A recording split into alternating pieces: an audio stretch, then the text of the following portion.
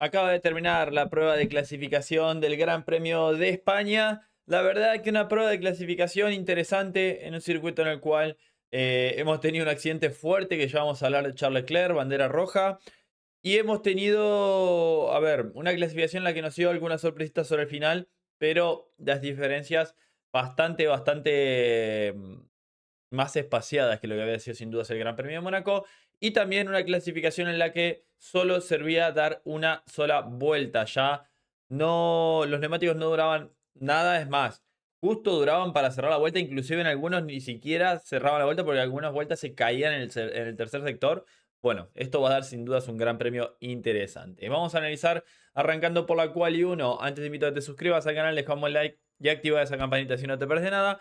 Y arrancamos con los Aston Karting que, a ver, hecho histórico porque es la primera vez que Lance Stroll supera a Fernando Alonso en clasificación después de 41 carreras, creo. 41 o 42. Son casi 2 años que Stroll no terminaba por delante y algo más de 700 días, ¿no? Una locura lo que estamos hablando, pero se termina esta racha de casi 2 temporadas de Fernando Alonso por delante de Stroll. Un Fernando Alonso que no estaba para nada contento, estalló un poco contra el equipo, ¿no? Hablando de la situación, se está hablando mucho de su futuro, de qué es lo que va a pasar, de que podría ser su último Gran Premio de Barcelona. Y la verdad es que, a ver, los Aston Martin Stroll quedó a un segundo de los Cadillacs. No estoy hablando de un segundo de un Williams, un segundo de un Haas, a un segundo de coches que cuando llegan al final de la recta tienen que rezar un Padre Nuestro, dos Ave María y ver si el coche frena, ¿no? O sea, es cuestión de fe lo de Cadillac por momentos como vimos en la práctica libre 3, que Valtteri Bottas se quedó sin freno llegando a la curva 10. Se prenden fuego los frenos. Ya vamos a hablar de Cadillac también, pero es un equipo que así todo está delante de Aston Martin. Para que veamos la situación de Aston Martin, teniendo en cuenta que ninguno de los dos tiene en cuanto a recursos. No sé por qué me faltaron las imágenes. Modifico un poquito acá. Sigo hablando de eso, ¿no? En cuanto al tema de recursos, la verdad que están, no se comparan, ¿no? Y un Aston Martin que están esperados o tienen esperanzas puestas en lo que van a ser las actualizaciones que van a llegar en la segunda parte de la temporada. Pero ¿qué tanto te pueden dar un par de actualizaciones? Teniendo en cuenta lo que está pasando, ¿no? con Aston Martin en este momento. Entonces, la realidad es que sí, se entiende que pongan en duda lo que es el futuro de Fernando Alonso, la continuidad, lo que está pasando con el piloto asturiano y lo que puede llegar a pasar de cara a su futuro. La verdad es que es una situación bastante compleja, ¿no? Así que mientras termino de acomodar acá, porque se tildó el tema de las imágenes, creo que ahí estamos bien. Exacto, ahí lo pude acomodar. Entonces, bueno, como digo, lo positivo para Stroll es que terminó por delante de Fernando Alonso, pero Aston Martin está a un segundo del Cadillac, que es el coche que le sigue. Situación en la cual, ahora voy a hablar de Cadillac, pero de cara al futuro Alonso. La verdad es que se está hablando mucho y eso ya lo voy a hablar un poquito más tarde. Ahora sí, con Cadillac, vamos a hablar del equipo norteamericano. Valtteri Bottas en la 20ª posición, Checo Pérez 19º. Eh, a ver, delante de Aston Martin, pero no es gran cosa estar delante de Aston Martin. La verdad es que para un equipo como Cadillac sí, obviamente teniendo en cuenta que es un equipo nuevo que está teniendo muchos problemas de fiabilidad y así todo, Sergio Pérez se quedó a unas 7 décimas del corte en Quali 1.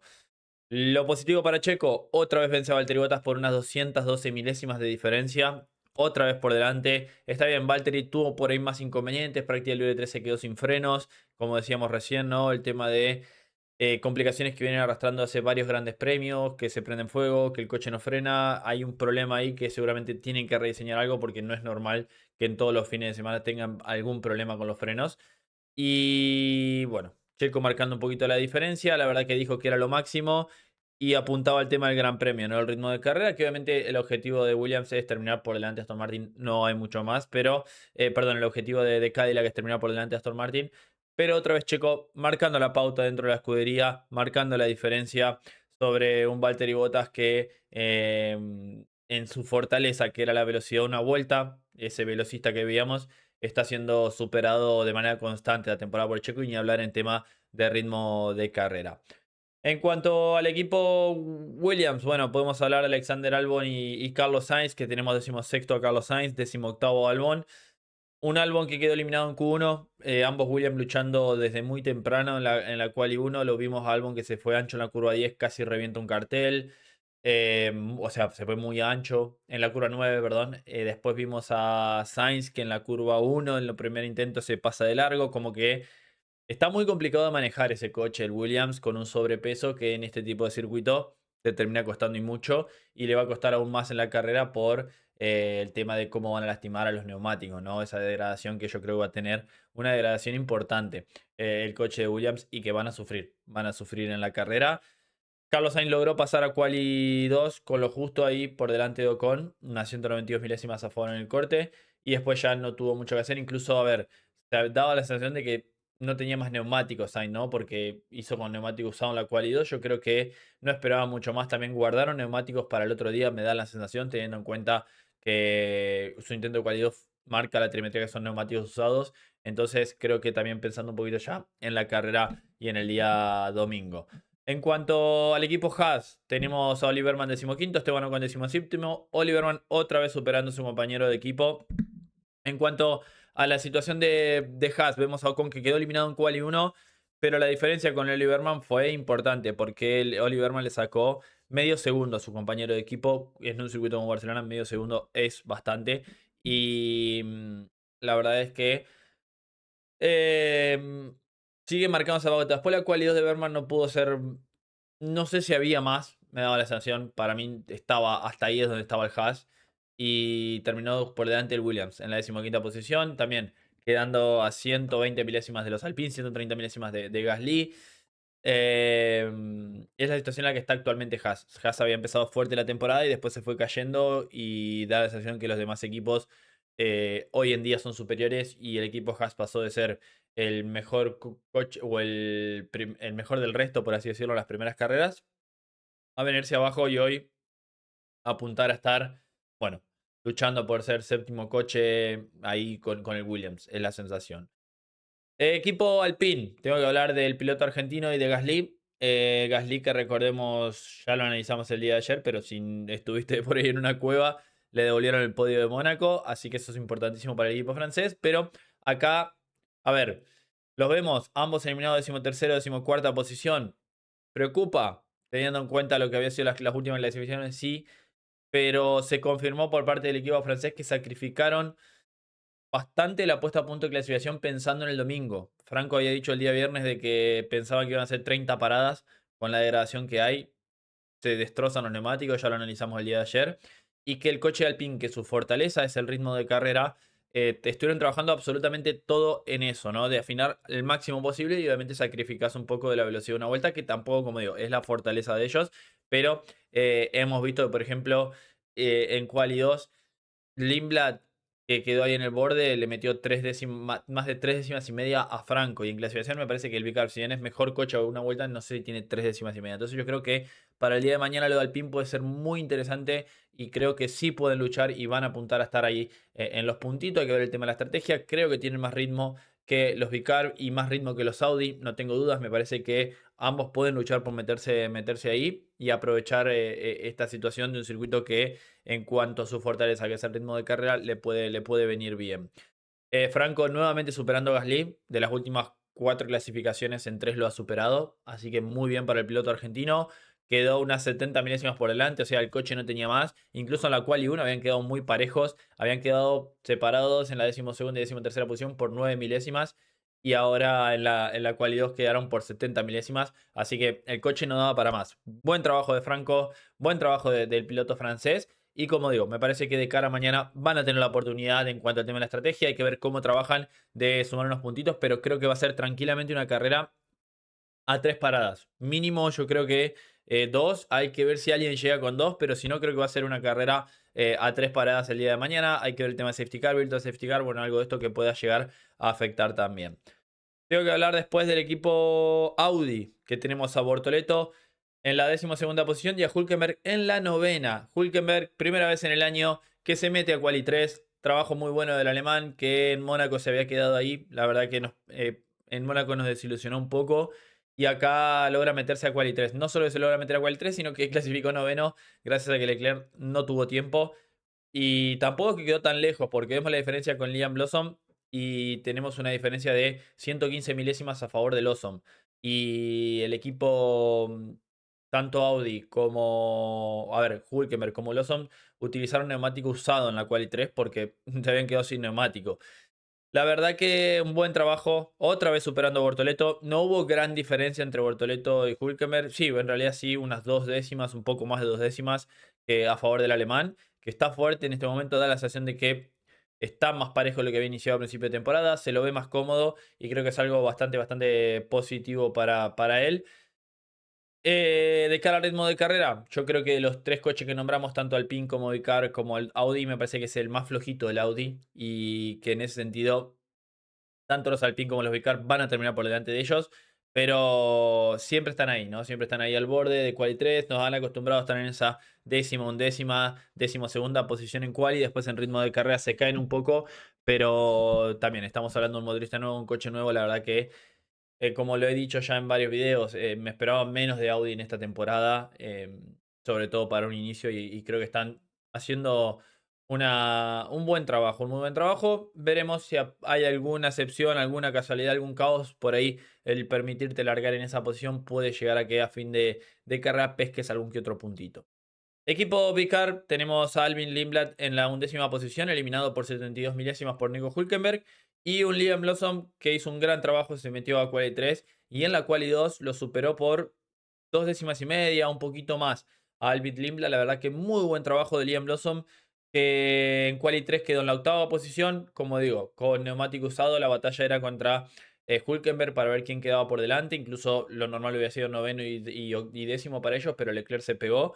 Entonces, la verdad es que en este sentido está Liam Lawson haciendo un trabajo fenomenal en esta temporada. En la realidad, pasando muy por debajo del radar, maximizando las oportunidades que hay, como lo hizo en Mónaco. Acá otra vez a clasificar como el mejor resto. Seguramente mañana, no digo que los Vicar se vayan a caer a pedazos, incluso yo creo que el principal rival para Lawson es o su compañero de equipo o el que está atrás, Colapinto Gasly. Y tienen que aprovechar la largada para marcar una diferencia contra los Alpine. Entonces está en una muy buena posición. Nuevamente Lawson haciendo un muy buen trabajo el piloto neozelandés con el equipo Vicar, superando a su compañero de equipo a Lindblad, que lo había superado en Mónaco, lo supera acá, así que la verdad que está en un muy buen momento y otra vez se pone en una posición para el equipo de Car para volver a sumar puntitos. Y a ver, si bien en la Quali 3 tenemos los neumáticos usados, ¿no? En la Q2 quedó por delante de Hatcher, Lawson, ¿no?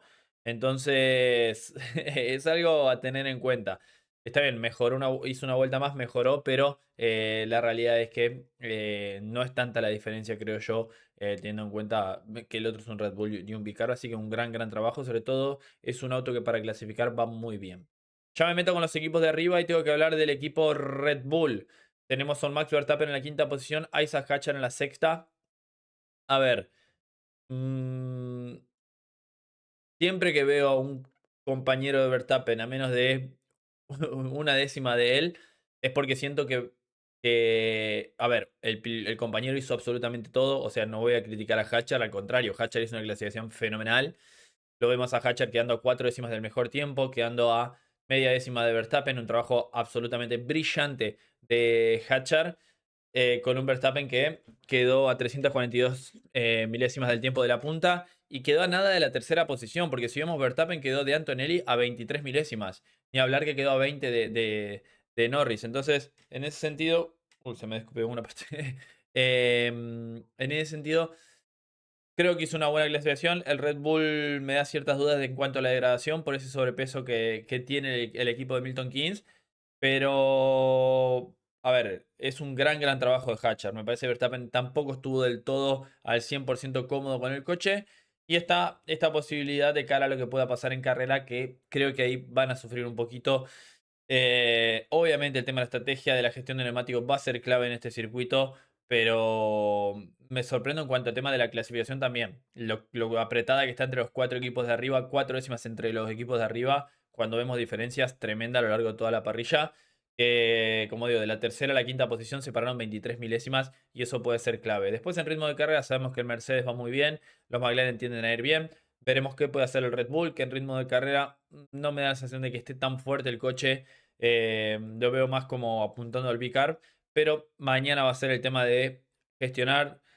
Quien cuide mejor los neumáticos va a ser clave y eso sabemos que Verstappen tiene eh, una, bueno, marca una gran diferencia, ¿no? A la hora de gestionar el neumático y creo que están ante la posibilidad de por ahí rescatar algo, ¿no? En el caos pueden rescatar algo, pero no creo que tengan por ahí para luchar a los tres de arriba. Me da la sensación, eh, sobre todo con Red Bull. Por ahí McLaren sí lo veo un poquito más fuerte y ya voy a hablar de McLaren. Oscar Piastri en la séptima posición, Norris en la cuarta posición. Lo separa, a ver, 90 milésimas a los dos pilotos del equipo McLaren y esa es la diferencia entre estar cuarto y séptimo. Un Lando Norris que metió una muy buena vuelta, quedó a 3 milésimas de Antonelli.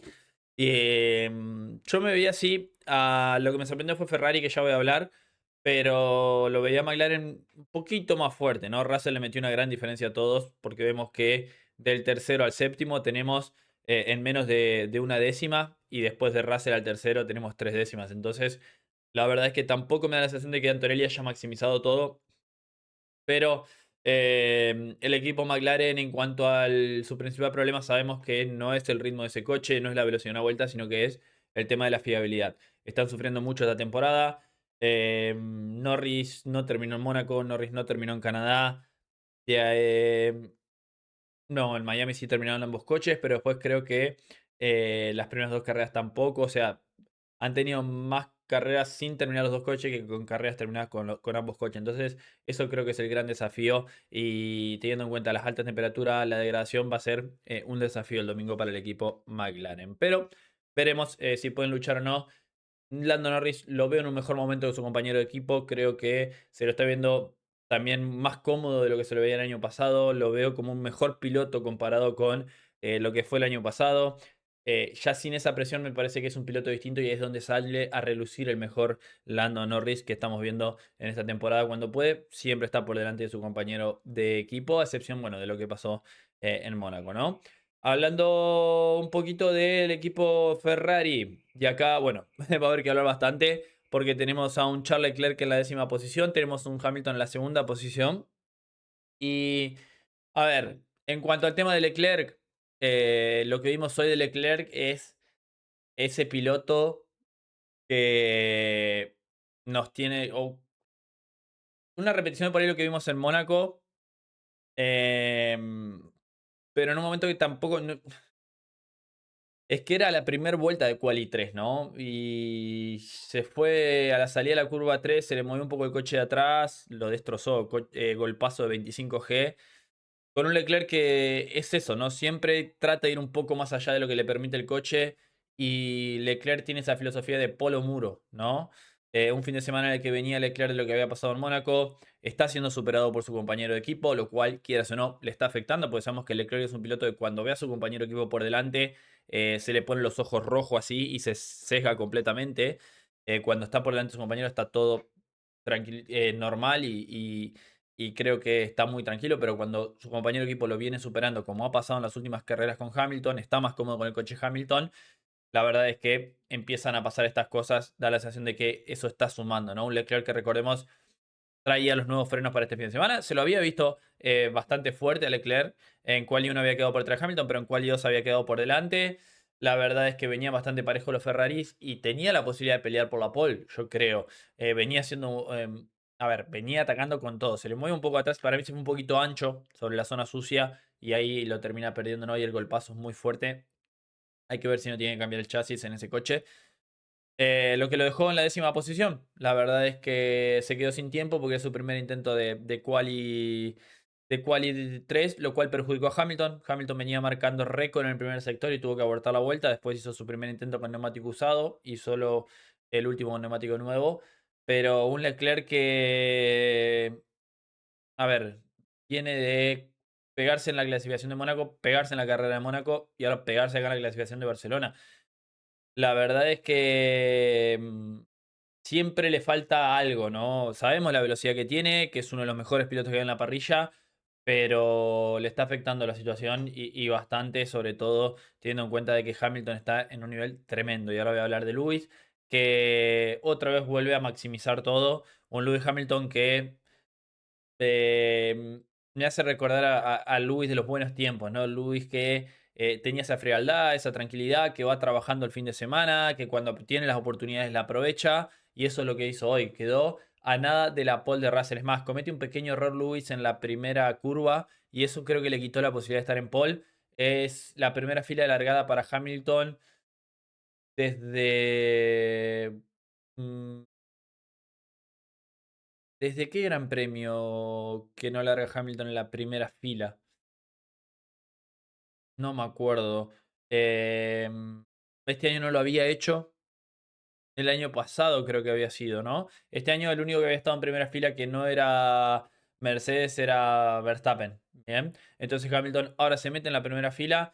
Estuvo a nada, venía a hacer una gran clasificación en Mónaco, quedó en tercero, ahora mejora eso en la segunda posición, viene a lograr 2 segundos puestos y está ante una linda posibilidad Lewis, aunque yo creo que en el ritmo de carrera el Ferrari no le va a poder luchar al Mercedes, pero el objetivo de Hamilton es no complicarse y apuntar al tema del podio. Ahora sí, curva uno.